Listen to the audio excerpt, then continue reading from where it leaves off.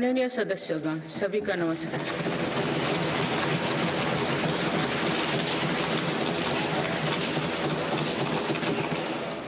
इस नए सदन भवन में ये मेरा पहला संबोधन है।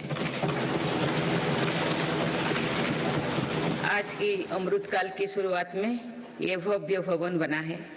यहाँ एक भारत श्रेष्ठ भारत की महक भी है। भारत की सभ्यता और संस्कृति की चेतना भी है। इसमें हमारी लोकतांत्रिक और संसदीय परंपराओं के सम्मान का प्रण भी है। साथ ही 21वीं सदी के नए भारत के लिए नई परंपराओं के निर्माण का संकल्प भी है। मुझे पूरा विश्वास है कि इस नए भवन में नीतियों पर सार्थक संवाद होगा। ऐसी नीतियां जो आजादी के अमृतकाल में विकसित भारत का निर्माण करेगी। मैं आप सभी को अपनी शुभकामनाएं देती हूँ। माननीय सदस्यगण, ये हमारे संविधान के लागू होने का भी 75वां वर्षगांठ है। इसी कालखंड में आजादी के 75 वर्षों का उत्सव अमृत महोत्सव भी संपन्न हुआ है। इस दौरान देश भर में अनेक कार्यक्रम हुए। देश ने अपने गुमनाम स्वतंत्रता सेनानियों को याद किया। 75 साल बाद युवा पीढ़ी ने फिर स्वतंत्रता संग्राम के उस कालखंड को जिया।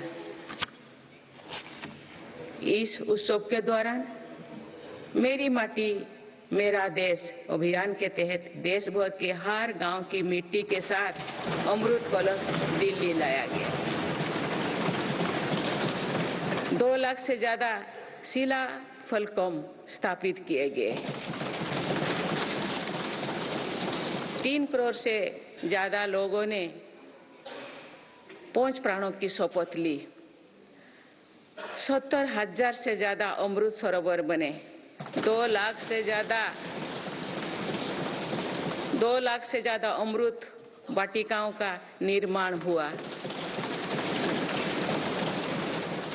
2 करोड़ से ज्यादा पेड़ पौधे लगाया गया। 16 करोड़ से ज्यादा लोगों ने तिरंगा के साथ सेल्फी अपलोड की।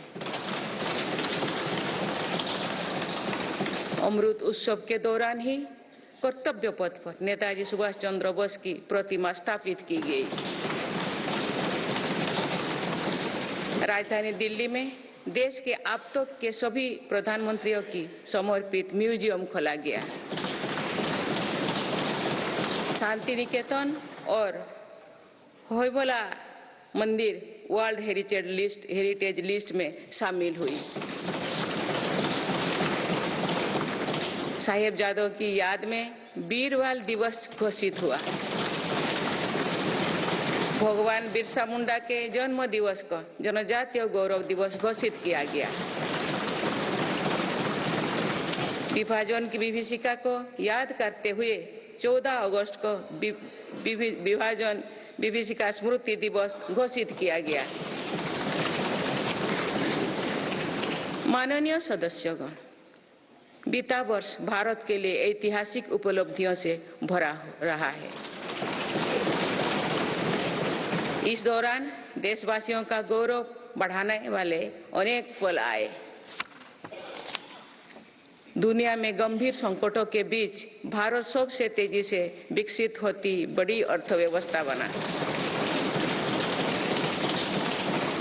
लगातार 2 क्वार्टर से भारत की विकास दर 7.5% से ऊपर रही है।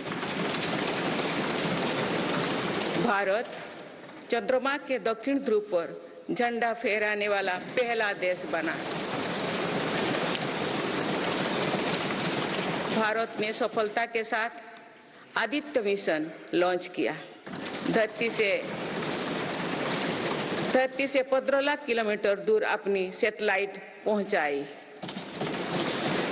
ऐतिहासिक G20 सम्मेलन के सफलता ने पूरे विश्व में भारत की भूमिका को सशक्त किया। भारत ने एशियाई खेलों में पहली बार 100 से अधिक मेडल जीते। पारा एशियाई खेलों में भी 100 से अधिक मेडल जीते। भारत को अपना सबसे बड़ा समुद्री पुल अटल सेतु मिला। भारत को अपनी पहली नमो भारत ट्रेन तथा पहली अमृत भारत ट्रेन मिली। भारत दुनिया से सबसे तेजी से 5G रोल आउट करने वाला देश बना।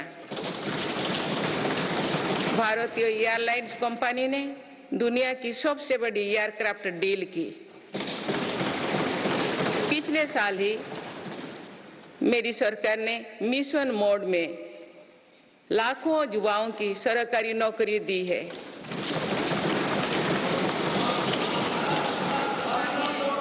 माननीय सदस्यगण, बीते 12 महीने में मेरी सरकार अनेक महत्वपूर्ण विधेयक लेकर भी आए। ये विधेयक आप सभी संसद सदस्यों के सहयोग से आज कानून बन चुके हैं। ये ऐसे कानून हैं जो विकसित भारत के संकल्पों की सिद्धि का मजबूत आधार है। तीन दशक बाद नारी शक्ति बंधन अधिनियम पारित करने के लिए मैं आपकी सराहना करती हूँ।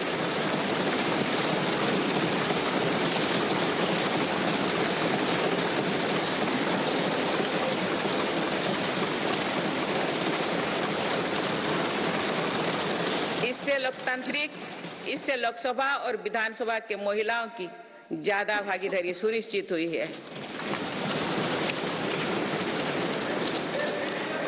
ये वुमेन लीड डेवलपमेंट के मेरी सरकार के संकल्प को मजबूत करता है। रिफॉर्म, परफॉर्म और ट्रांसफॉर्म के अपने कमिटमेंट को मेरी सरकार ने लगातार जारी रखा है।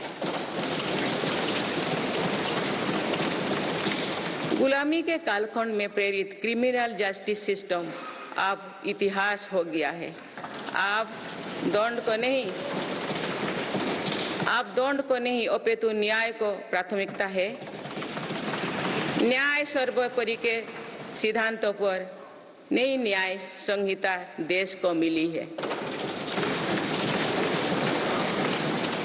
डिजिटल पर्सनल डेटा प्रोटेक्शन अधिनियम से डिजिटल स्पेस और सुरक्षित होने वाला है। अनुसंधान नेशनल रिसर्च फाउंडेशन अधिनियम से देश में रिसर्च और इनोवेशन को बल मिलेगा। जम्मू और कश्मीर आरक्षण कानून से वहां भी जनजातीय समुदाय को प्रतिनिधित्व का अधिकार मिलेगा। इस दौरान सेंट्रल यूनिवर्सिटी कानून में भी संशोधन किया गया। इससे तेलंगाना में सरोक्का सेंट्रल ट्राइबल यूनिवर्सिटी बनने का रास्ता सुगम हुआ। पिछले वर्ष 76 अन्य पुराने कानून को भी हटाया गया है। मेरी सरकार परीक्षाओं में होने वाली गड़बड़ी को लेकर युवाओं की चिंता से अवगत है। इसीलिए ऐसे गलत तरीके को सख्ती के लिए नया कानून बनाने का निर्णय लिया है। माननीय सदस्यगण, कोई भी राष्ट्र तेज गति से तभी आगे बढ़ सकता है जब वो पुराने चुनौतियों का परास्त करते हुए अपने ज्यादा से ज्यादा ऊर्जा भविष्य निर्माण में लगाए। पिछले 10 वर्षों में भारत ने राष्ट्रहित में ऐसे अनेक कार्यों को पूरा होते हुए देखा है जिनका इंतजार देश के लोगों को दशकों से था।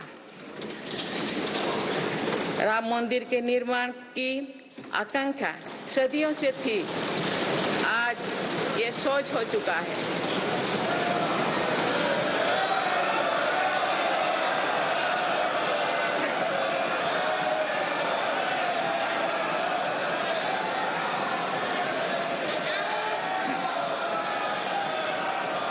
जम्मू कश्मीर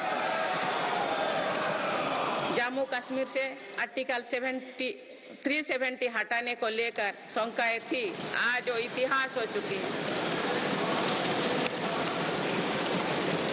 इसी संसद ने 3 तलाक के विरुद्ध कड़ा कानून बनाया है। इसी संसद ने हमारे पड़ोसी देशों से आए पीड़ित अल्पसंख्यकों को नागरिक देने वाला कानून बनाया। मेरी सरकार ने वन रैंक वन पेंशन की भी लागू किया, जिसका इंतजार 4 दशकों से था। ओआरओपी लागू होने के बाद अब तक पूर्व सैनिकों को लगभग 1 लाख करोड़ रुपए मिल चुकी है। भारतीय सेना में पहली बार चीफ ऑफ डिफेंस स्टाफ की नियुक्ति भी हुई है।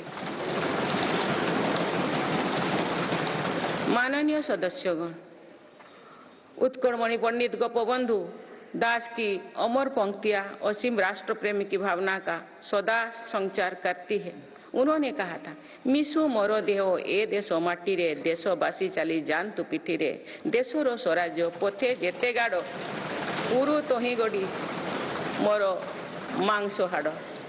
अर्थात मेरा शरीर इस देह की माटी के साथ मिल जाए, देशवासी मेरी पीठ पर से चलते चल जाए, देश के स्वराज पथ में जितनी भी खाइयां हैं वे मेरी हाड़ मांग से फट जाए।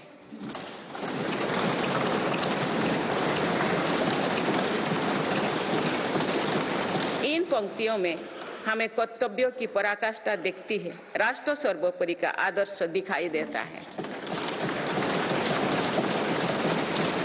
ये उपलब्धियां जो आज देख रही है वो बीते 10 वर्षों की साधना का विस्तार है। हमें सभी बचपन से गरीबी हटाओ के नारे सुनते आ रहे हैं। अब हम जीवन में पहली बार बड़े पैमाने पर गरीबी को दूर होने देख रहे हैं।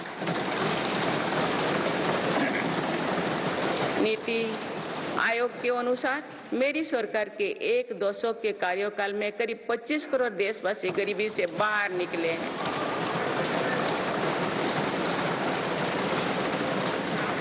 ये है प्रत्येक गरीब में नया विश्वास जगाने वाली बात है। जो 25 करोड़ लोगों की गरीबी दूर हो सकती है तो उसकी भी गरीबी दूर हो सकती है। आज अर्थव्यवस्था के विभिन्न आयामों को देखें तो ये विश्वास बढ़ता है कि भारत सही दिशा में तथा सही निर्णय लेते हुए आगे बढ़ रही है। बीते 10 वर्षों में हमने भारत को फ्रेजाइल 5 से निकलकर टॉप 5 इकोनॉमीज में शामिल होते देखा है।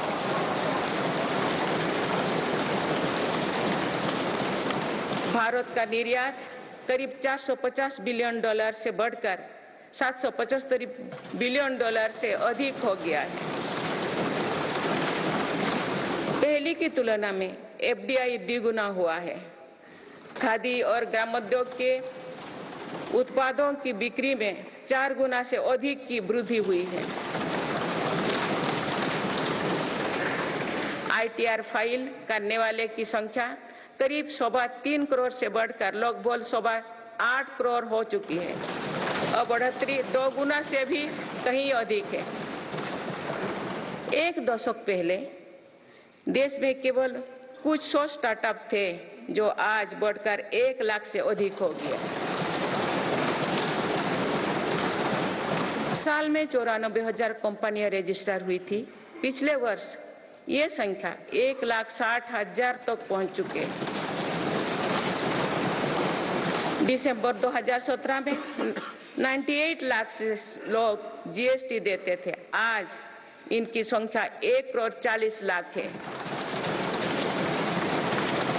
2014 से पहले के 10 वर्षों में लगभग 13 करोड़ वाहन बिके थे।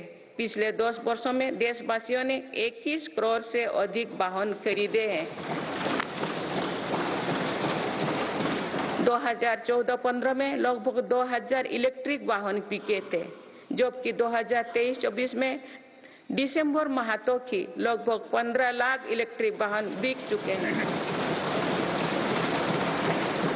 माननीय सदस्यगण, बीते दशक में मेरी सरकार ने सुशासन और पारदर्शिता को हर व्यवस्था का मुख्य आधार बनाया है। इसी का परिणाम है कि हम बड़े आर्थिक सुधारों के साक्षी बने हैं। इस दौरान देश को इंसॉल्वेंसी एंड बैंकरप्सी कोड मिला है। देश को जीएसटी के रूप में एक देश एक टैक्स कानून मिला है। मेरी सरकार ने माइक्रो इकोनॉमिक स्टेबिलिटी में भी सुनिश्चित की है। 10 वर्षों में कैपेक्स 5 गुना बढ़कर 10 लाख करोड़ हो गया है। साथ ही फिजिकल डेफिसिट भी नियंत्रण में है। आज हमारे फॉरेक्स रिजर्व्स 600 अरब डॉलर से ज्यादा है। हमारे बैंकिंग सिस्टम जो पहले बुरी तरह से चरमराया था, वो आज दुनिया के सबसे मजबूत बैंकिंग सिस्टम में से एक बना है। बैंक का एनपीए जो कभी डबल डिजिट में होता था, वो आज लगभग 4% ही है। मेक इन इंडिया और आत्मनिर्भर भारत अभियान हमारी ताकत बन चुकी है।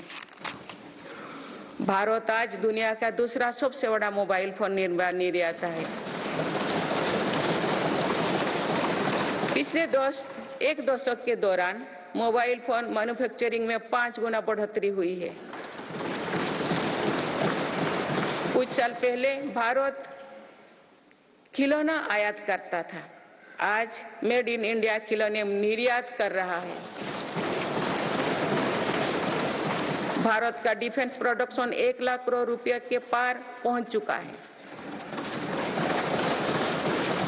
आज हर भारतीय देश में बने एयरक्राफ्ट कैरियर आईएनएस विक्रांत को देखकर गर्व से भरा हुआ है। लड़ाकू विमान तेजस अब हमारी वायुसेना की ताकत बन रहे हैं। C295 ट्रांसपोर्ट एयरक्राफ्ट का निर्माण भारत में होने जा रहा है। आधुनिक एयरक्राफ्ट इंजन भी भारत में बनाया जाएगा। उत्तर प्रदेश और तमिलनाडु में डिफेंस कॉरिडोर का विकास हो रहा है। मेरी सरकार ने डिफेंस सेक्टर में निजी क्षेत्रों की भागीदारी सुनिश्चित की है। स्पेस सेक्टर को भी हमारी सरकार ने युवा स्टार्टअप्स के लिए खोल दिया है। माननीय सदस्यगण, मेरी सरकार वेल्थ क्रिएटर का सम्मान करती है तथा भारत के प्राइवेट सेक्टर के सामर्थ्य पर विश्वास करती है। भारत में बिजनेस करना आसान हो, इसके लिए उपयुक्त माहौल रहे, इस पर भी मेरी सरकार लगातार काम कर रही है। ईज ऑफ डूइंग बिजनेस में लगातार सुधार हो रहा है। बीते कुछ वर्षों में 40,000 से ज्यादा कॉम्प्लायंस को हटाया जा या सरल किया गया है। कंपनीज एक्ट तथा लिमिटेड लायबिलिटी पार्टनरशिप एक्ट में 63 प्रावधानों को अपराध की सूची में बाहर किया गया है। जन विश्वास अधिनियम द्वारा 183 प्रावधानों को अपराध की श्रेणी से बाहर किया गया है। अदालत के बाहर विवादों को सौहार्दपूर्ण समाधान हेतु मध्यस्थता पर कानून बनाया गया है। वन और पर्यावरण विभाग से क्लियरेंस मिलने में जहां 600 दिन लगते थे, वहां आज 75 दिन से भी कम समय लगता है। फेसलेस असेसमेंट योजना से टैक्स व्यवस्था में और पारदर्शिता आई है। माननीय सदस्यगण, हमारे एमएसएमई सेक्टर को भी रिफॉर्म्स का बहुत अधिक लाभ हो रहा है। आप अवगत है कि हमारे एमएसएमईज में आज करोड़ों देशवासी काम कर रहे हैं। एमएसएमईज और लघु उद्यमियों को सशक्त करने के लिए मेरी सरकार पूरी प्रतिबद्धता से काम कर रही है। एमएसएमई की परिभाषा का विस्तार किया गया है। नई परिभाषा में निवेश और टर्नओवर को समाहित किया गया है। आज उद्यम और उद्यम असिस्ट पोर्टल पर लगभग 3.5 करोड़ एमएसएमई रजिस्टर्ड है। बीते वर्षों में एमएसएमई के लिए क्रेडिट गारंटी स्कीम के तहत करीब 5 लाख करोड़ की गारंटी स्वीकृति किए गए। ये 2014 से पहले के दशक से 6 गुना अधिक है। माननीय सदस्यगण, मेरी सरकार का एक और बड़ा रिफॉर्म डिजिटल इंडिया का निर्माण है। डिजिटल इंडिया ने भारत में जीवन और बिजनेस दोनों को बहुत आसान बना दिया है। आज पूरी दुनिया मानती है कि ये भारत की बहुत बड़ी उपलब्धि है। विकसित देशों में भी भारत ऐसा डिजिटल सिस्टम नहीं है। गांव में भी सामान्य खरीद बिक्री डिजिटल तरीके से होगी, ये कुछ लोगों की कल्पना से भी परे था। आज दुनिया के कुल रियल टाइम डिजिटल लेन देन का 46% भारत में होता है।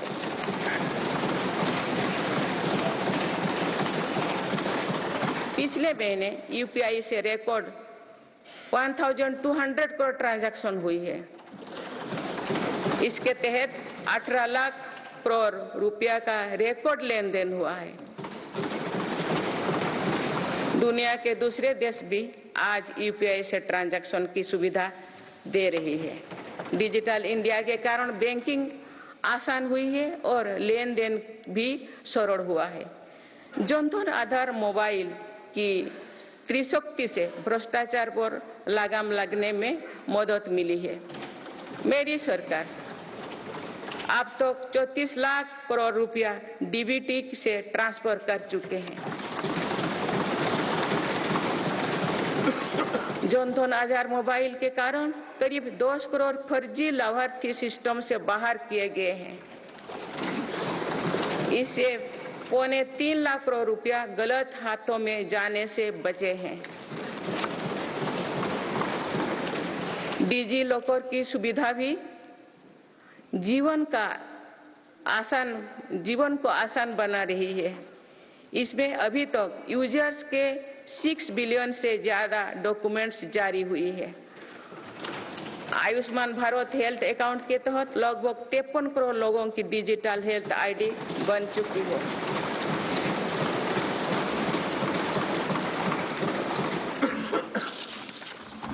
माननीय सदस्यगण, डिजिटल के साथ साथ फिजिकल इंफ्रास्ट्रक्चर पर भी रिकॉर्ड निवेश हुई है। आज भारत में ऐसा इंफ्रास्ट्रक्चर बन रहा है जिसका सपना हर भारतीय देखता था। पिछले 10 वर्षों के दौरान गांवों में 4.25 लाख किलोमीटर नई सड़कें बने हुए हैं। नेशनल हाईवे की लंबाई 90,000 किलोमीटर से बढ़कर 1,40,000 किलोमीटर हुई है। 4 लेन नेशनल हाईवे की लंबाई 2.5 गुना बढ़ी है। हाई स्पीड कॉरिडोर की लंबाई 500 किलोमीटर थी, जो आज 4,000 किलोमीटर है। एयरपोर्ट की संख्या 74 से 2 गुना बढ़कर 149 हो चुकी है। देश के बड़े बंदरगाह पर कार्गो हैंडलिंग कैपेसिटी 2 गुना हो गई है। ब्रॉडबैंड इस्तेमाल करने वालों की संख्या में 14 गुना बढ़ोतरी हुई है। देश को लगभग 2 लाख गांव पंचायत को ऑप्टिकल फाइबर से जोड़ा जा चुका है। 4 लाख से अधिक कॉमन सर्विस सेंटर भी खुले हैं, जो रोजगार का बड़ा माध्यम बने हैं। देश में 10,000 किलोमीटर गैस पाइपलाइन भी बढ़ाई गई है। One nation one power grid से बिजली की व्यवस्था में सुधार हुआ है। One nation one gas grid से गैस आधारित अर्थव्यवस्था को बल मिल रहा है। सिर्फ 5 शहरों तक सीमित मेट्रो की सुविधा आज 20 शहरों में है। 25,000 किलोमीटर से ज्यादा रेलवे ट्रैक बिछाई गई। ये कोई विकसित देश के कुल रेलवे ट्रैक की लंबाई से भी ज्यादा है। भारत रेलवे के 100% इलेक्ट्रिफिकेशन के बहुत निकट है। इस दौरान भारत में पहली बार सेमी हाई स्पीड ट्रेन शुरू हुई है। आज 39 से ज्यादा रोड्स पर वंदे भारत ट्रेन चल रही है। अमृत भारत स्टेशन योजना के तहत 1300 से ज्यादा रेलवे स्टेशनों का कायाकल्प हो रहा है। माननीय सदस्यगण, मेरी सरकार मानती है कि विकसित भारत की भव्य इमारत 4 मजबूत स्तंभों पर खड़ी होगी। ये स्तंभ है युवा शक्ति, नारी शक्ति, किसान और गरीब।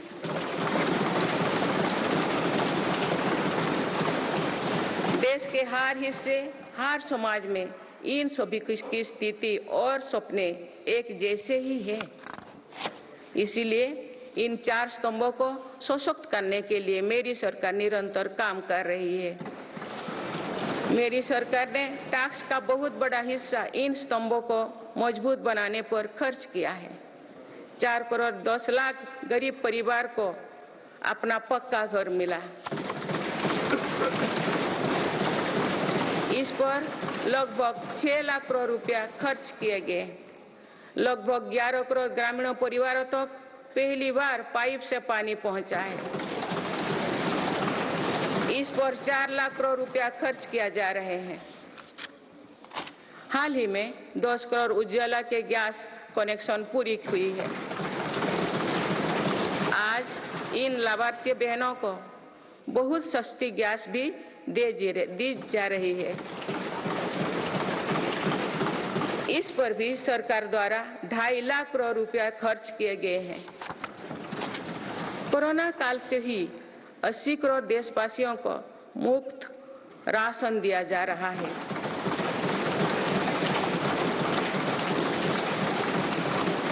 अब इसे आने वाले 5 वर्षों के लिए आगे बढ़ाया गया है।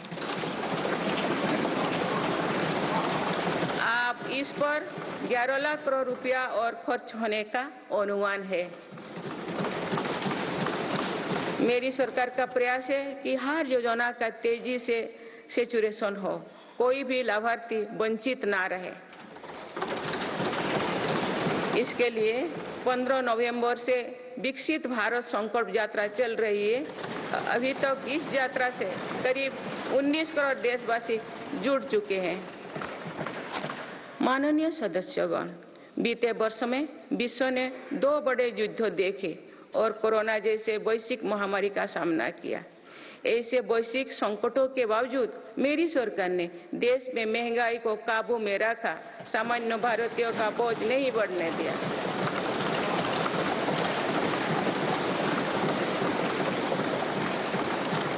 दो 2014 से पहले के 10 वर्षों में औसत महंगाई दर 8% से अधिक थी। पिछले दशकों में औसत महंगाई दर 5% रही। मेरी सरकार का प्रयास रहा है कि सामान्य देशवासी की जेब में अधिक से अधिक बचत कैसे हो। पहले भारत में 2 लाख रुपये की आय पर टैक्स लग जाता था। आज भारत में 7 लाख रुपये तक की आय पर भी टैक्स नहीं लगता। टैक्स छूट और रिफॉर्म्स के कारण भारत के टैक्स पेयर्स को 2 साल में करीब 2.5 लाख करोड़ रुपया की बचत हुई है। आयुष्मान योजना के अलावा भी केंद्र सरकार विभिन्न हॉस्पिटल्स में मुफ्त इलाज की सुविधा देती है। इससे देश के नागरिकों के 3.5 लाख करोड़ रुपया खर्च होने से बचे हैं। जन औषधि केंद्रों की वजह से मरीजों के करीब 28,000 करोड़ रुपया खर्च होने से बचे हैं।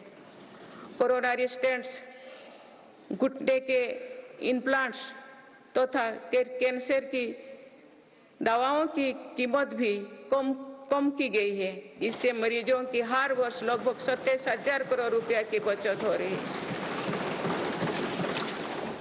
मेरी सरकार किडनी के मरीजों के लिए मुफ्त डायलिसिस का अभियान भी चला रही है।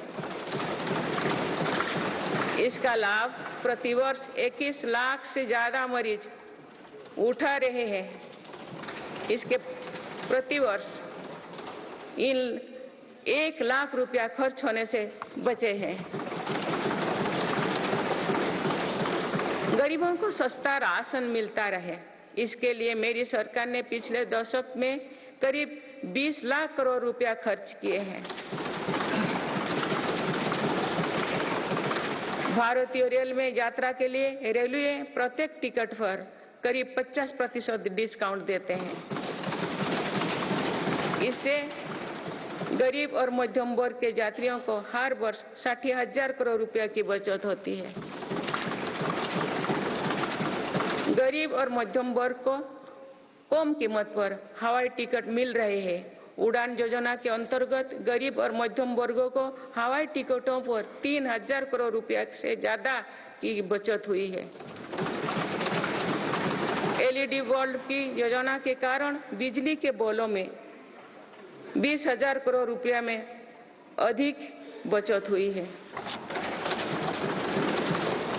जीवन ज्योति बीमा योजना और सुरक्षा बीमा योजना के तहत गरीबों को 16,000 करोड़ रुपया से ज्यादा की क्लेम राशि मिली है।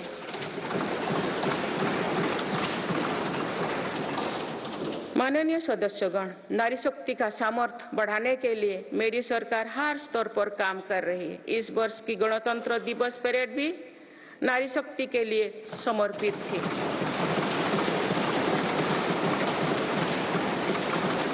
इस परेड में दुनिया ने हमारी बेटियों के सामर्थ्य की झलक देखी।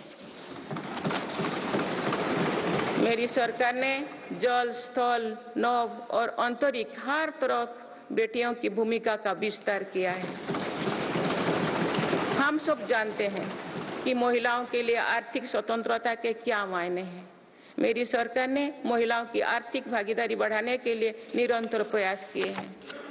आज लगभग 10 करोड़ महिलाएं स्वयं सहायता समूह से जुड़ चुके हैं। इन समूहों को 8 लाख करोड़ रुपया बैंक लोन और 40,000 करोड़ रुपया की आर्थिक सहायता दी गई है। मेरी सरकार 2 करोड़ महिलाओं को लाखपति दीदी बनाने का अभियान चला रही है।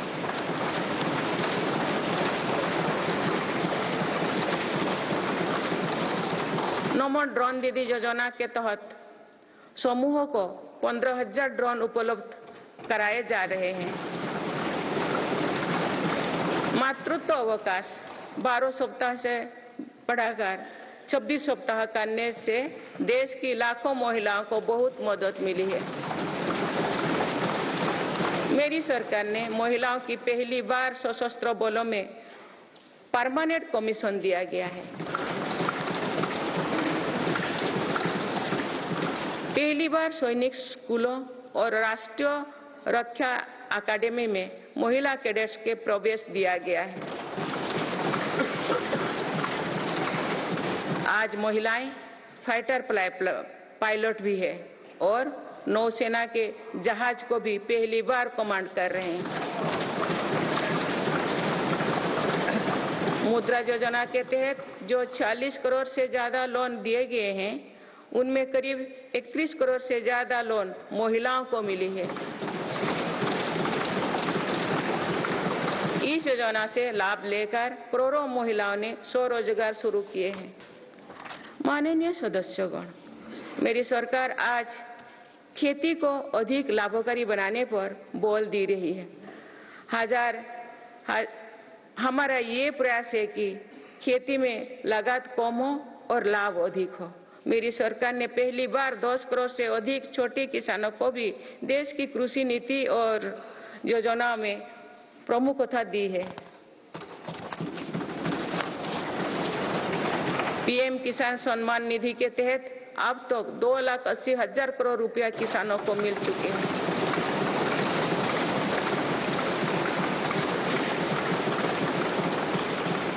सालों में किसानों के लिए बैंक से आसान लोन में 3 गुना वृद्धि की गई है।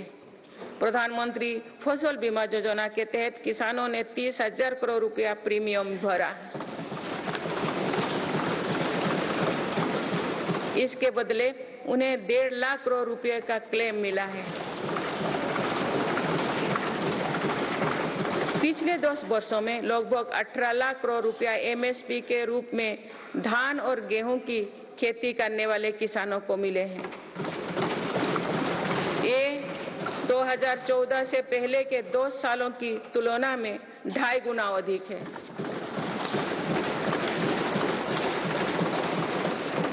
पहले तिलहन और दलहन फसलों की सरकारी खरीदी नहीं की बराबर थी।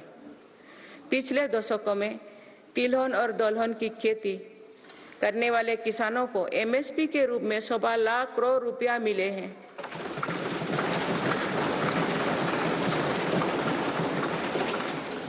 ये मेरी ही सरकार है जिसने पहली बार देश में कृषि निर्यात नीति बनाई है।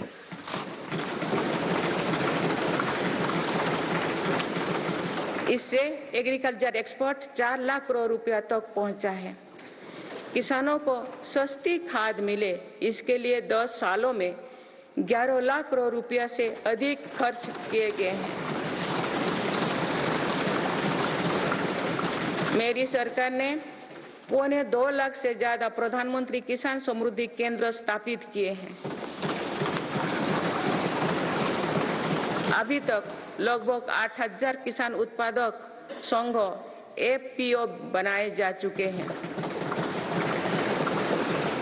मेरी सरकार कृषि में सहकारिता को बढ़ावा दे रहे हैं। इसके लिए देश में पहली बार सहकारिता मंत्रालय बनाया गया है। सरकारी क्षेत्र में दुनिया की सबसे बड़ी अनाज भंडारण योजना शुरू की गई है।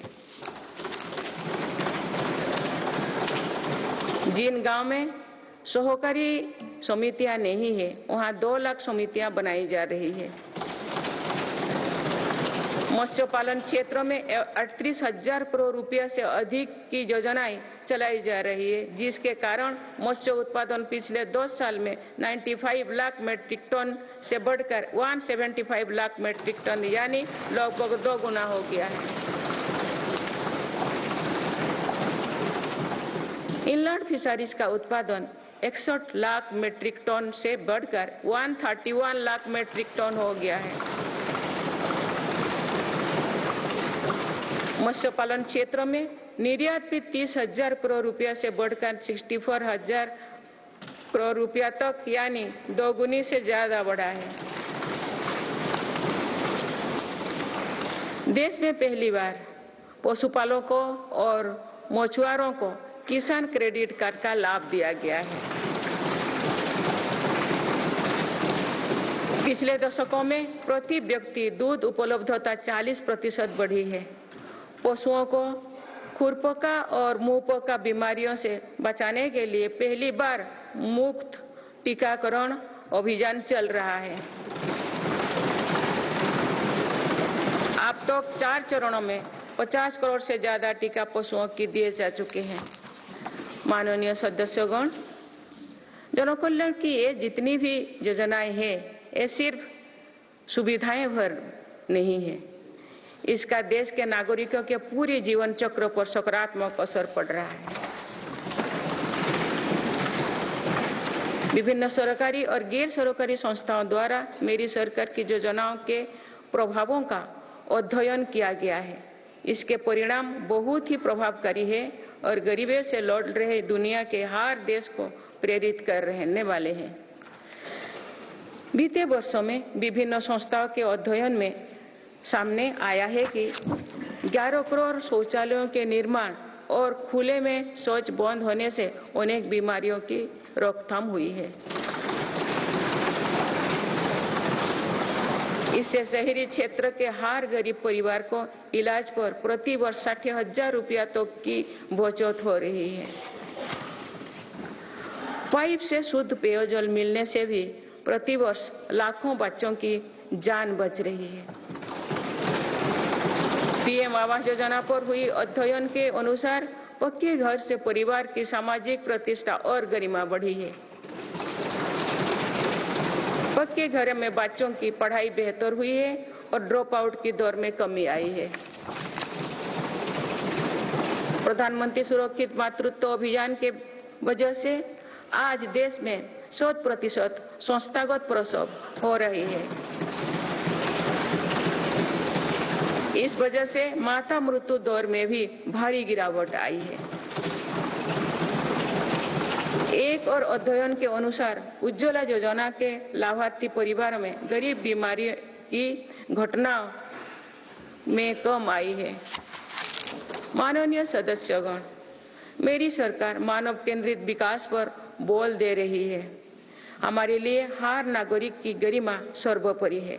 यही सामाजिक न्याय की हमारी अवधारणा है। भारत के संविधान के हर अनुच्छेद का संदेश भी यही है। हमारे यहाँ लंबे समय तक सिर्फ अधिकारों पर चर्चा होती थी। हमने सरकार के कर्तव्यों पर भी बल दिया। इससे नागरिकों में भी कर्तव्य भाव जागा। आज अपने अपने कर्तव्य के पालन से हर अधिकार की गारंटी का भाव जागृत हुआ। मेरी सरकार ने उनकी भी सुध ली है जो अब तक तो विकास की धारा से दूर रहे हैं। ऐसे हजारों आदिवासी गांव हैं जहां बीते 2 वर्षों में पहली बार बिजली और सड़क पहुंची। लाखों आदिवासी परिवारों को अब जाकर पाइप से शुद्ध पानी मिलना शुरू हुआ। विशेष अभियान के तहत मेरी सरकार हजारों आदिवासी बहुल गांव में 4G इंटरनेट सुविधा भी पहुंचा रही है। बंधन केंद्रों की स्थापना और 90 से ज्यादा वन उपज पर MSP दिए जाने से आदिवासियों को बहुत लाभ हुआ है। मेरी सरकार ने पहली बार जनजातियों में भी सबसे पिछड़े जनजातियों की सुध ली है। उनके लिए लगभग 24,000 करोड़ रुपया की PM जनमन योजना बनाई है। आदिवासी परिवारों में अनेक पीढ़ियां सिकल सेल एनीमिया में पीड़ित रही है। पहली बार इसके लिए राष्ट्रीय मिशन शुरू किया गया है। अब तक लगभग 1,40,00,000 लोग की जांच की हो चुकी है।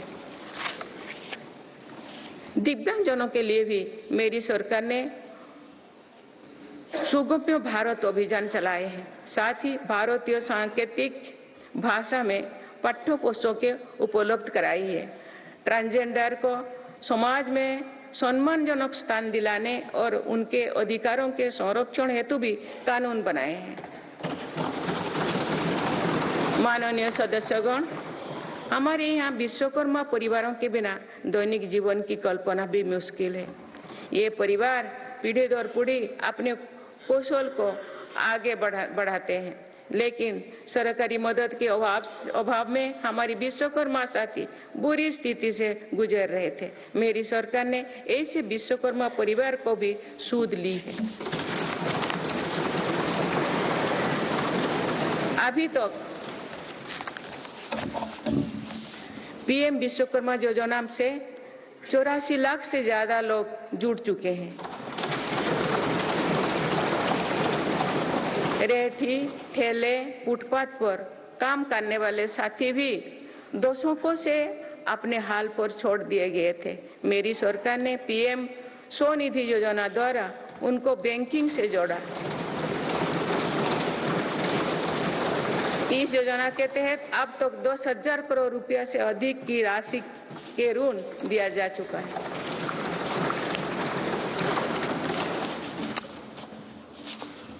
सरकार ने इन पर भरोसा करते हुए बिना कोलेटरल के ऋण दिया है। इस भरोसे के मजबूत करते हुए अधिकांश लोगों ने ऋण भी वापस किया है, अगली किस्त का भी लाभ उठाया है।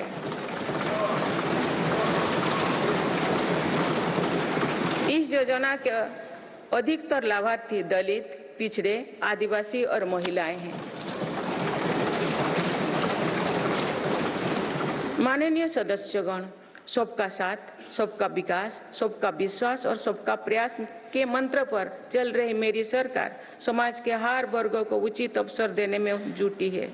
पहली बार सामान्य वर्ग के गरीबों को आरक्षण की सुविधा दी गई है। मेडिकल में ग्रेजुएशन और पोस्ट ग्रेजुएशन के लिए ओबीसी के केंद्रीय कोटे के तहत दाखिली में 37% आरक्षण सुनिश्चित किया गया है। राष्ट्रीय पिछड़ा बोर्ड आयोग को संवैधानिक दर्जा दिया गया है।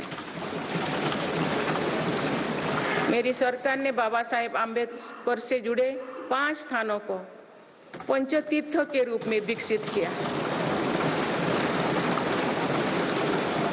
आज देश भर में आदिवासी स्वतंत्रता सेनानियों के लिए समर्पित 10 संग्रहालय बनाया जा रहा है।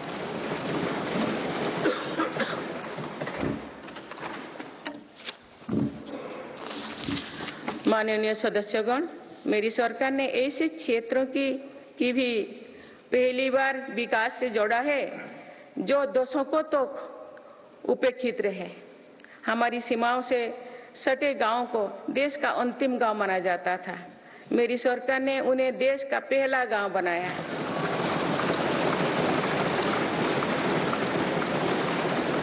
इन गांव के विकास के लिए वाइब्रेंट विलेज प्रोग्राम शुरू किया है।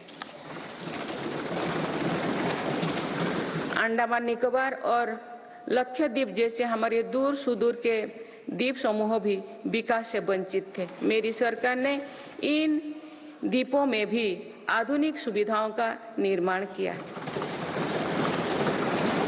वहां सड़क, हवाई यातायात और तेज इंटरनेट की सुविधाएं पहुंचाई। कुछ सप्ताह पूर्व ही लक्षद्वीप को भी अंडर वाटर ऑप्टिकल फाइबर से जोड़ा गया है। इससे स्थानीय लोगों के साथ ही पर्यटकों को भी सुविधा होगी। मेरी सरकार द्वारा आकांक्षा जिला कार्यक्रम के तहत देश के 100 से अधिक जिलों में विकास का प्राथमिकता दी गई है। इस कार्यक्रम की सफलता को देखते हुए मेरी सरकार ने आकांक्षा ब्लॉक कार्यक्रम भी शुरू किया है।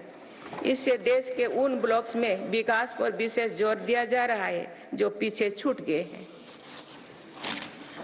माननीय सदस्यगण, मेरी सरकार आज पूरी सीमा पर मॉडर्न इंफ्रास्ट्रक्चर बना रही है।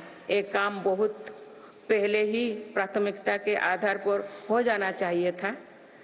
आतंकवाद हो या विस्तारवाद, हमारी सेनाएं आज जैसे को तैसा की नीति के साथ जवाब दे रही है।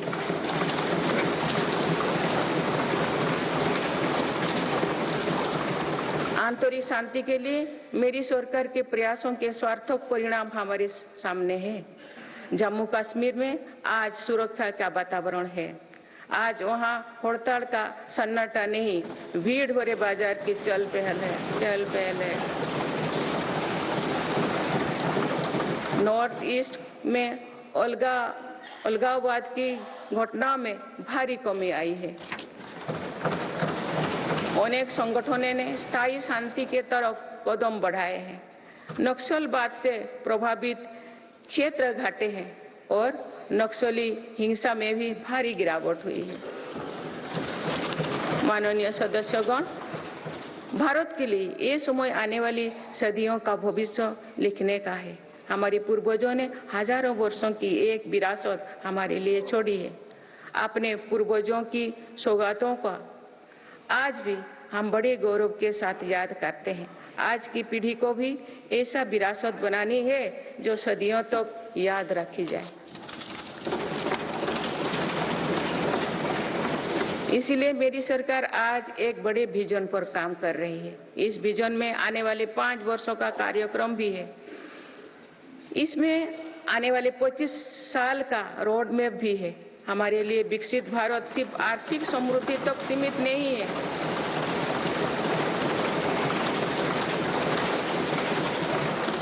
हमारे लिए विकास भारत सिर्फ आर्थिक समृद्धि तक सीमित नहीं है। हम सामाजिक, सांस्कृतिक और सामरिक ताकत को भी उतना ही महत्व देते हैं।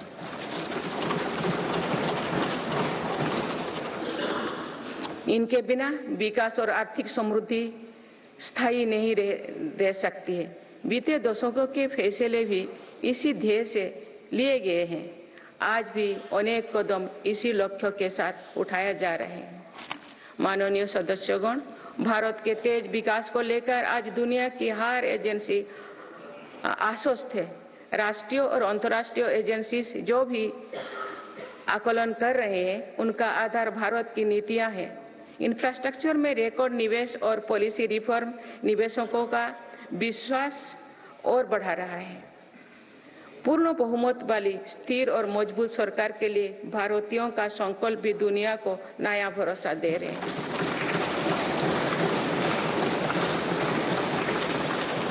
आज दुनिया को विश्वास है कि भारत ही ग्लोबल सप्लाई चेन को सशक्त कर सकता है। इसीलिए भारत भी के लिए बड़े कदम उठा रहे हैं। देश में एमएसएमई का एक मजबूत नेटवर्क बनाया जा रहा है। मेरी सरकार ने 14 सेक्टर्स के लिए PLI योजनाएं शुरू किए हैं। इसके तहत अभी तक लगभग 9 लाख करोड़ रुपया का उत्पादन हो चुका है। इससे देश में रोजगार और स्वरोजगार के लाखों नए अवसर बने। PLI से इलेक्ट्रॉनिक्स, फार्मा, फूड प्रोसेसिंग और मेडिकल डिवाइस के सेक्टर में भी लाभ हो रहा है। मेडिकल डिवाइस से जुड़े दर्जनों प्रोजेक्ट्स में उत्पादन शुरू हो चुका है। मेरी सरकार ने देश में 3 बल्क ड्रग पार्क भी बनाए हैं। माननीय सदस्यगण, आज मेड इन इंडिया एक ग्लोबल ब्रांड बन चुका है। मेक इन इंडिया को लेकर आज दुनिया आकर्षित हो रही है। आत्मनिर्भर भारत के लक्ष्यों को दुनिया समझ रही है। आज दुनिया भर की कंपनियां भारत में नए सेक्टर्स को लेकर उत्साहित है। सेमीकंडक्टर सेक्टर में हो रहा निवेश इसका उदाहरण है। सेमीकंडक्टर सेक्टर से इलेक्ट्रॉनिक्स और ऑटोमोबाइल सेक्टर को भी बहुत लाभ होगा। मेरी सरकार आज ग्रीन मोबिलिटी को बहुत प्रोत्साहित दे रही है। बीते कुछ सालों में ही देश में लाखों इलेक्ट्रिक वाहनों का निर्माण हुआ है। अब तो हम भारत में ही बड़े हवाई जहाज की मैन्युफैक्चरिंग के लिए भी कदम बढ़ा चुके हैं। आने वाले समय में मैन्युफैक्चरिंग सेक्टर्स में करोड़ों नए रोजगारों का सृजन होगा। माननीय सदस्यगण, विश्व में आज ऐसे उत्पादों को विशेष मांग है जो पर्यावरण के अनुकूल है। इसलिए मेरी सरकार जीरो इफेक्ट जीरो डिफेक्ट पर बल दे रही है। आज ग्रीन एनर्जी पर हमारा बहुत फोकस है। 10 वर्षों में नॉन फॉसिल फ्यूल पर आधारित ऊर्जा क्षमता 81 गीगावाट से बढ़कर 188 गीगावाट हो चुके हैं।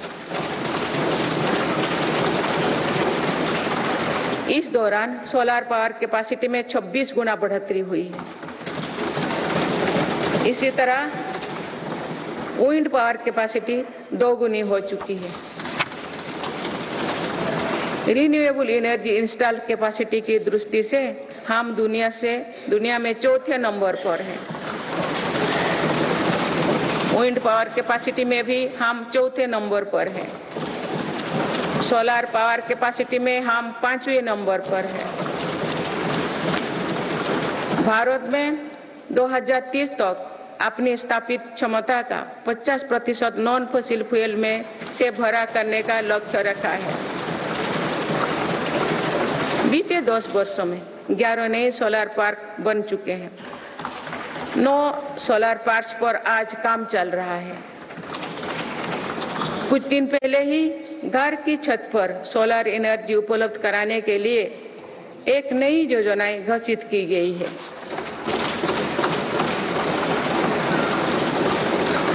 इसके तहत 1 करोड़ परिवारों को मदद दी जाएगी। इससे बिजली का बिल भी कम होगा और अतिरिक्त बिजली की खरीद विद्युत बाजारों में की जाएगी। परमाणु ऊर्जा के क्षेत्र में भी बहुत तेजी से काम किया जा रहा है। मेरी सरकार ने 10 नए परमाणु ऊर्जा संयंत्रों को स्वीकृति दी है। हाइड्रोजन एनर्जी के क्षेत्र में भी भारत तेज गति से आगे बढ़ रहा है। हम अभी तक लद्दाख और दमन दीव में 2 प्रोजेक्ट शुरू कर चुके हैं। मेरी सरकार ने इथेनॉल के क्षेत्र में अभूतपूर्व काम किया है। देश 12% इथेनॉल ब्लेंडिंग का लक्ष्य हासिल कर चुका है।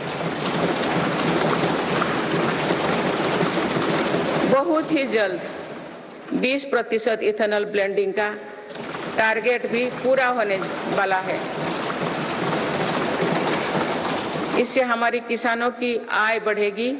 अभी तक सरकारी कंपनियां 1 लाख करोड़ रुपया से ज्यादा का इथेनॉल खरीद चुकी हैं। इन सारे प्रयासों से अपनी ऊर्जा जरूरतों के लिए विदेशों पर निर्भरता कम होगी। कुछ दिन पहले ही बंगाल की खाड़ी में एक नया ब्लॉक में तेल उत्पादन शुरू हुआ है। ये देश के लिए एक बड़ी सफलता है। माननीय सदस्यगण, धरती पर महत्वपूर्ण खनिजों की मात्रा सीमित है। इसीलिए मेरी सरकार सर्कुलर इकोनॉमी को प्रोत्साहित कर रही है। भारत की पहली व्हीकल स्क्रैपेज पॉलिसी का लक्ष्य भी है। गहरे समुद्रों में खनिजों की संभावनाओं को तलाशना भी जरूरी है। इसी लक्ष्य के साथ डीप ओशन मिशन शुरू किया है। इस मिशन में अपने समुद्री जीवन के बारे में हमारी समझ भी बेहतर होगी। भारत का समुद्रयान इस क्षेत्र में शोध कर रहा है। मेरी सरकार भारत को दुनिया की एक बड़ी स्पेस पावर बनाने में जुटे हैं। ये मानव जीवन को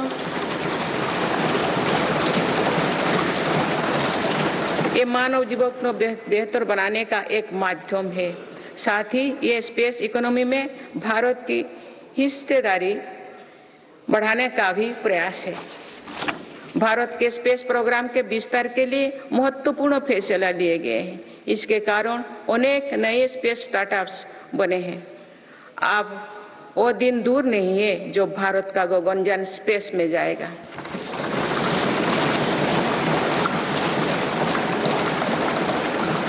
माननीय सदस्यगण, मेरी सरकार ने भारत को दुनिया के अग्रणी डिजिटल इकोनॉमीज में से एक बनाया है। इससे करोड़ों युवाओं को रोजगार मिला है। हमारा प्रयास है कि चौथी औद्योगिक क्रांति में भारत दुनिया में सबसे आगे रहे। मेरी सरकार आर्टिफिशियल इंटेलिजेंस मिशन पर काम कर रही है। ये भारत के युवाओं को नए अवसर देगा। ये नए स्टार्टअप्स के लिए संभावनाएं खोलेगा। इससे कृषि, स्वास्थ्य और शिक्षा के क्षेत्र में क्रांतिकारी बदलाव आएगी। मेरी सरकार ने नेशनल क्वांटम मिशन भी स्वीकृत किया है। क्वांटम कंप्यूटिंग नए दौर की डिजिटल व्यवस्था बनाएगा। इस क्षेत्र में भारत आगे रहे, इसके लिए काम शुरू हो चुके हैं। माननीय सदस्यगण, मेरी सरकार भारत की युवा शक्ति की शिक्षा और कौशल विकास के लिए निरंतर नए कदम उठा रही है। इसके लिए नई राष्ट्रीय शिक्षा नीति बनाई गई और उसे तेजी से लागू किया जा रहा है। राष्ट्रीय शिक्षा नीति में मातृभाषा और भारतीय भाषाओं में शिक्षा पर बल दिया गया है। इंजीनियरिंग, मेडिकल, कानून जैसे विषयों की पढ़ाई भारतीय भाषा में प्रारंभ कर दी गई है।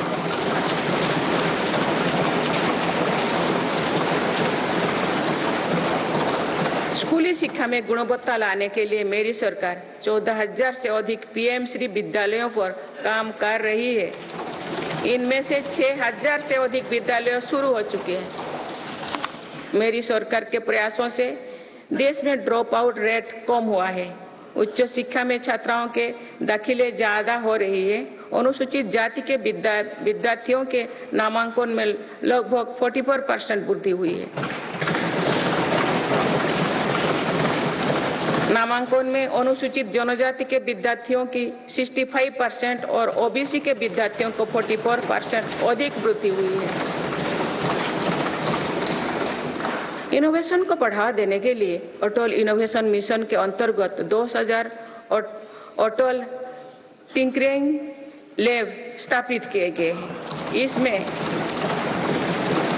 1 करोड़ से अधिक विद्यार्थी जुड़े हैं। साल 2014 तक देश में 7 एम्स और 390 से भी कम मेडिकल कॉलेज थे। वही पिछले दशक में 16 एम्स और 315 मेडिकल कॉलेज स्थापित किए गए।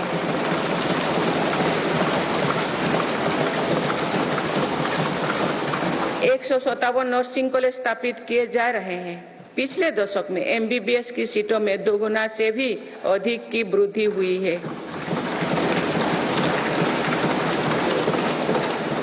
माननीय सदस्यगण, पर्यटन क्षेत्र युवाओं के लिए रोजगार देने वाला एक बड़ा सेक्टर है। मेरी सरकार ने बीते 10 वर्षों में पर्यटन के क्षेत्र में अभूतपूर्व काम किए हैं।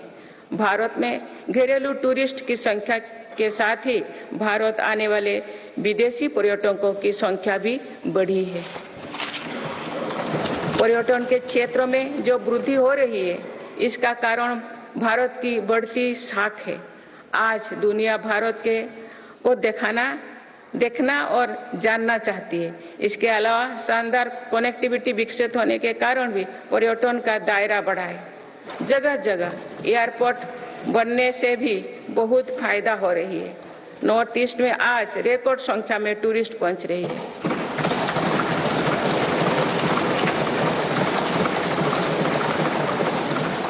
अंडमान निकोबार और लक्षद्वीप को लेकर उत्साह चरम पर है। मेरी सरकार ने देश भर में तीर्थ और ऐतिहासिक स्थलों के विकास पर बल दिया है।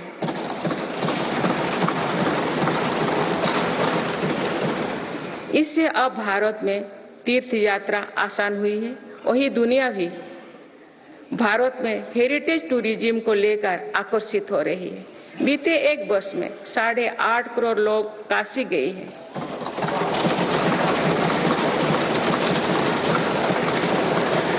पाँच करोड़ से अधिक लोगों ने महाकाल के दर्शन किए हैं।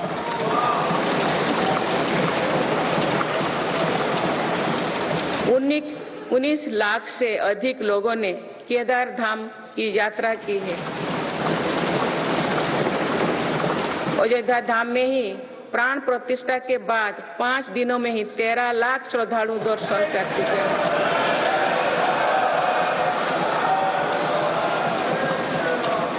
पूर्व पश्चिम उत्तर दक्षिण भारत के हर हिस्से में तीर्थ स्थलों पर सुविधाओं का अभूतपूर्व विस्तार हो रहा है।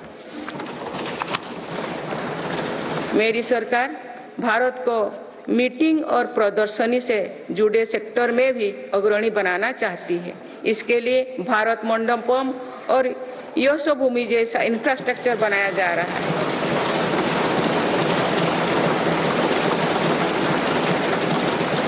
आने वाले समय में टूरिज्म रोजगार का एक बहुत बड़ा माध्यम बनेगा।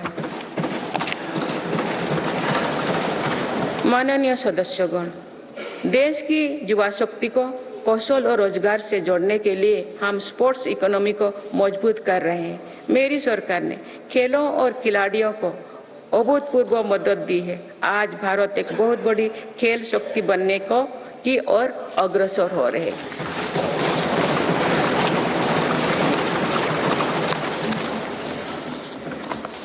खिलाड़ियों के साथ ही आज हम स्पोर्ट्स से जुड़े दूसरे क्षेत्रों पर भी बल दे रहे हैं। आज नेशनल स्पोर्ट्स यूनिवर्सिटी बन चुकी है। देश में हमने दर्जनों सेंटर ऑफ एक्सीलेंस बनाए हैं। इससे स्पोर्ट्स को एक प्रोफेशन के रूप में चुनने का अवसर युवाओं को मिलेगा।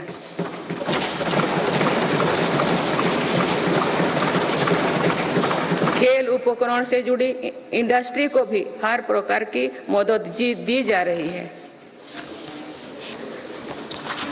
बीते 10 वर्षों में भारत ने अनेक खेलों से जुड़े इंटरनेशनल स्पोर्ट्स इवेंट्स का शानदार आयोजन किया। देश के युवाओं में कर्तव्यबोध और सेवा भाव का विस्तार करने के लिए मेरा युवा भारत संगठन बनाया गया है। अभी तक इस संगठन से लगभग 1 करोड़ युवा जुड़ चुके हैं। माननीय सदस्यगण, संक्रमण काल में एक मजबूत सरकार होने का क्या मतलब होता है, ये हमने देखा है। बीते 3 वर्षों से पूरी दुनिया में उथल-पुथल मची हुई है। दुनिया के अलग-अलग हिस्सों में दरार पड़ गए हैं। इस कठिन दौर में मेरी सरकार ने भारत को विश्व मित्रों के रूप में स्थापित किया है।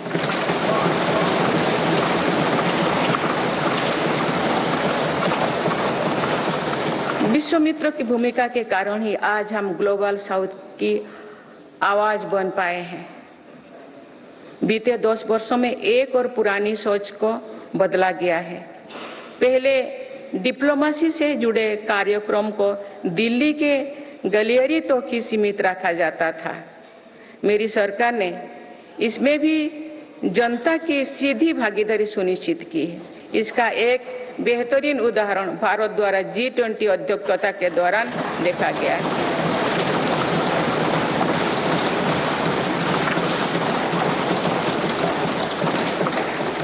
भारत ने G20 को जिस प्रकार जनता से जोड़ा, वैसा पहले कभी नहीं था। देश भर में हुए कार्यक्रम के जरिए भारत के वास्तविक सामर्थ्य से दुनिया का परिचय हुआ। जम्मू कश्मीर और नॉर्थ ईस्ट में पहली बार इतने बड़े अंतर्राष्ट्रीय कार्यक्रम हुए।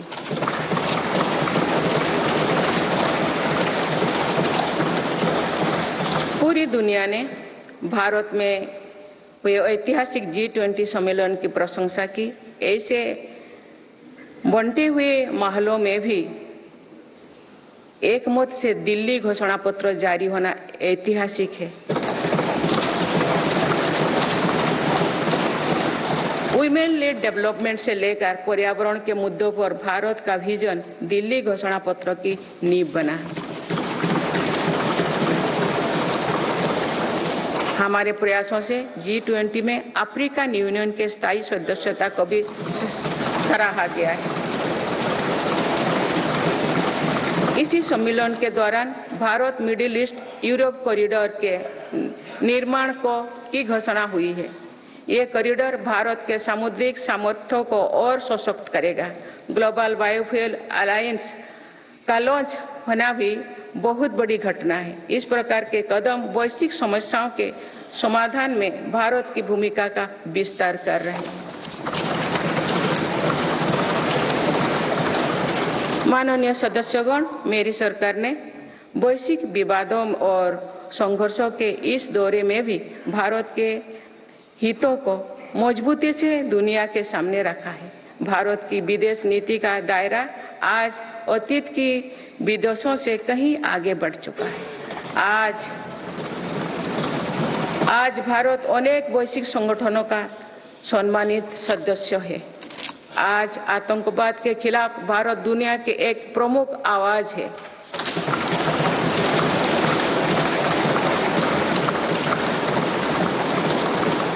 भारत आज संकट में फंसी मानवता की मदद के लिए मजबूती से पहल करता है। दुनिया में कहीं भी संकट आने पर भारत वहां तेजी से पहुंचने का प्रयास करता है। मेरी सरकार ने दुनिया भर के काम कर रहे भारतीयों में नया भरोसा जगाया है। ऑपरेशनल गंगा, ऑपरेशनल कावेरी और वंदे भारत जैसे अभियान चलाकर जहां जहां संकट आया वहां से हर भारतीयों को हम तेजी से सुरक्षित वापस लेकर आए।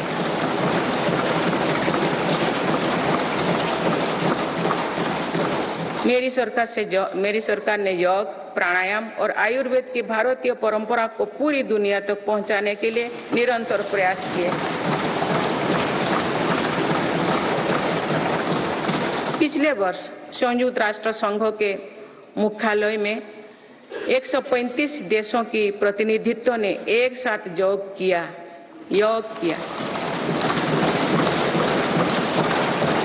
ये अपने आप में एक नया रिकॉर्ड है। मेरी सरकार ने आयुष पद्धतियों के विकास के लिए एक नया मंत्रालय बनाया है। विश्व स्वास्थ्य संगठन का पहला global centre for traditional medicine भी भारत में बन रहा है। माननीय सदस्यगण, सभ्यताओं के कालखंड में ऐसे पड़ाव आते हैं जो सदियों का भविष्य तय करते हैं। भारत के इतिहास में भी ऐसे अनेक पड़ाव आए। इस वर्ष 22 जनवरी को भी देश ऐसे ही एक पड़ाव का साक्षी बना है।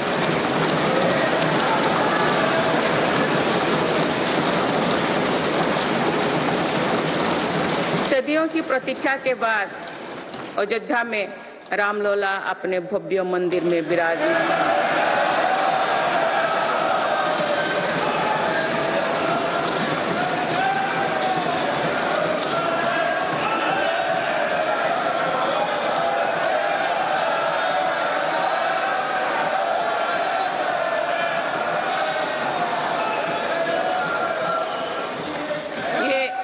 ये करोड़ों देशवासियों की इच्छा और आस्था का प्रश्न था, जिसका उत्तर देश ने पूरे सद्भाव के साथ खोजा है। माननीय सदस्यगण, आप सभी करोड़ों भारतीयों की आकांक्षाओं के प्रतिनिधि हैं। आज जो युवा स्कूल कॉलेज में है, उनके सपने बिल्कुल अलग हैं। हम सभी का ये दायित्व है कि अमृत पीढ़ी के सपनों को पूरा करने में कोई कसर बाकी ना रहे।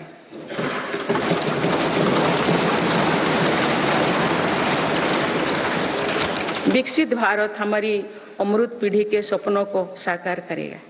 इसलिए हम सभी को एक साथ मिलकर संकल्पों की सिद्धि के लिए जुड़ना होगा।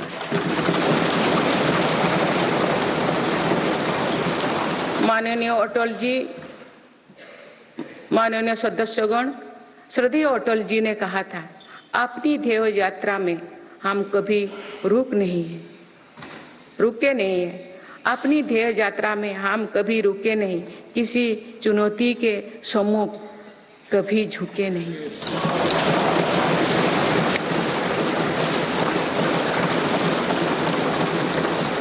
मेरी सरकार 140 करोड़ देशवासियों के सपनों को पूरा करने की गारंटी के साथ आगे बढ़ रही है। मुझे पूरा विश्वास है कि ये नया संसद भवन भारत की ध्येय यात्रा को निरंतर ऊर्जा देता रहेगा, नई और स्वस्थ परंपरा बनाएगा। वर्ष 2047 को देखने के लिए अपने साथी तो अब इस सदन में नहीं होंगे, लेकिन हमारी विरासत ऐसे होनी चाहिए कि तब की पीढ़ी हमें याद रखे।